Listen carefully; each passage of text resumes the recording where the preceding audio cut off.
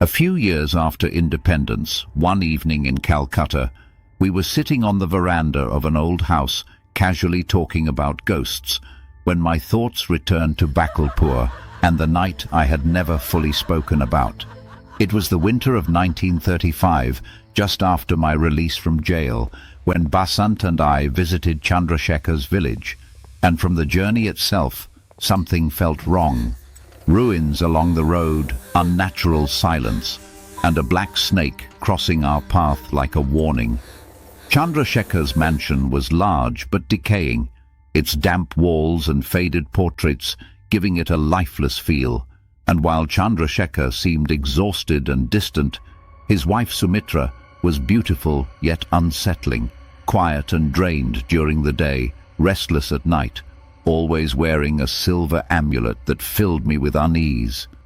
Soon after our arrival, villagers began to die. First an old man, then a child, then a pregnant woman, each body marked by deep wounds but without any blood,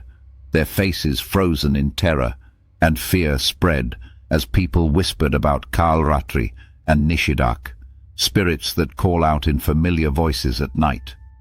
I tried to explain everything logically, but the nights in the mansion shattered my confidence with moving curtains, scratching sounds, distant female laughter, and Sumitra often found standing alone in the garden after midnight, her eyes shining strangely.